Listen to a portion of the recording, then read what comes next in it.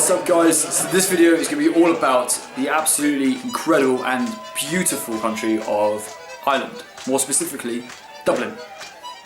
In 1948, Ireland got its independence officially from Britain and became a republic. And so on to the capital, which is of course Dublin. It's one of the most culturally important cities within Ireland, mainly because it hosts over 2/3 of the country's population. Economically, Ireland is actually one of the wealthiest nations in Europe, often referred to as the Celtic Tiger, which means it can be a little bit on the pricey side. It's well worth it. So yeah, when you land into the city, you're actually landing into an airport that's only about 6 miles outside of the city centre. The best thing about as well landing in this airport is that because it's so close, there's actually a local authority bus that you can just jump on. It's one of the dark buses. I'll stick the numbers and information and stuff in the text below. And yeah, you can just jump on the bus. It takes sort of every half an hour. It takes a couple of quid. Saves you having to get a taxi. Easy.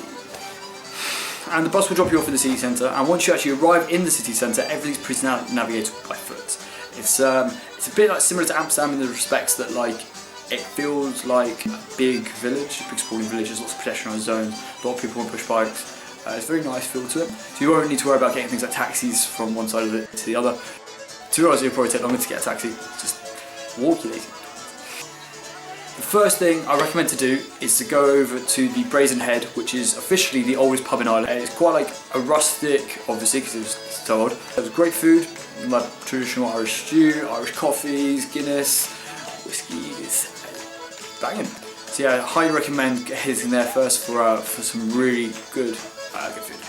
And just speaking generally about pubs as well, Dublin actually has over 600 pubs, so you're going to be spoiled for choice when you go over there.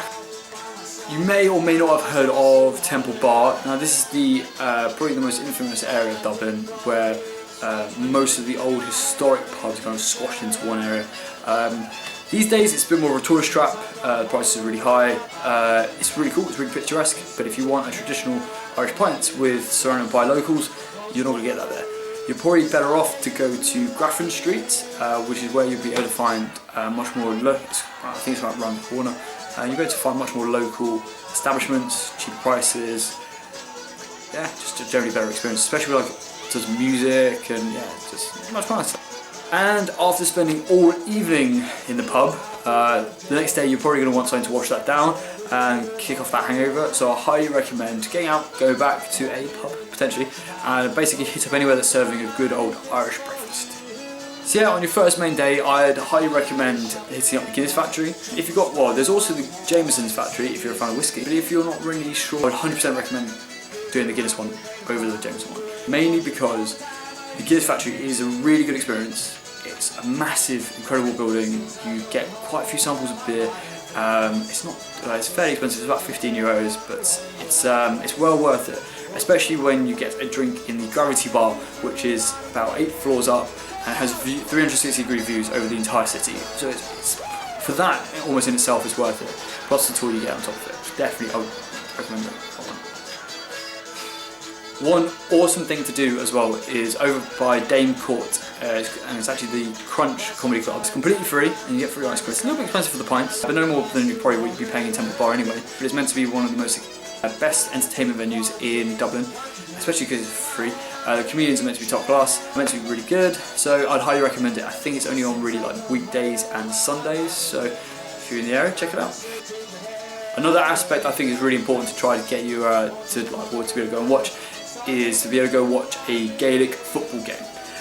Whilst rugby and Gaelic football and other sports like football and cricket and stuff like that are still popular in Ireland, Gaelic football is unique to Ireland. It's a kind of like a halfway combination between rugby and football, and it's surprisingly popular. They're played over at Crook Park with a stadium capacity of over 80,000 people. So if you do get the opportunity to go and watch a game, highly recommend it. So keep an eye on the events page, and you'll probably be able to coincide your timings. And yeah, it's just quite like a unique experience. And if you get the opportunity to go and play it as well, even better. And probably obviously one of the best things about, well, not the best thing about Ireland, but I don't know, depends on your viewpoint. Game of Thrones is filmed in Northern Ireland. You can as well get a tour from Dublin, takes you all the way up because it's not too far. and you can do a day tour all the way out and to go see all the sets. So if that's something you'd potentially be interested in, I highly recommend doing that. In terms of other tours and stuff you could be doing, there's 2 really cool pub tours and stuff you could do. One's just a standard pub crawl, takes you through all the different bars, and the other one to do, and I'd highly recommend it just because it's something a bit different and I've never really come across something like this. It's a literacy pub crawl, and so it goes only through 4 pubs, and you have like 3 or 4 actors who just basically help like act out literacy and like explain different points, because Dublin has a rich history in terms of literacy, and so it's something a bit quirky, something a bit different, and I'd highly recommend it. And to be honest, you know, if it's not really your thing, you know, 4 pubs, you'll probably be feeling a little bit by the end of it, so you know, just go on to the next thing. If you want a much more authentic Irish experience without all the hordes of hen parties and gaggling stag do's, I'd highly recommend going over to Cork, Belfast or Galway. Mainly because these cities are much smaller, so you have a much more authentic Irish experience without all the hordes of tourists. And yeah, they're really nice, scenic towns surrounded by lots of lovely Irish countryside. So yeah, I hope you liked that video. If you did, please click here for just another how-to on basically for Amsterdam, another one of my favourite cities. Peace out.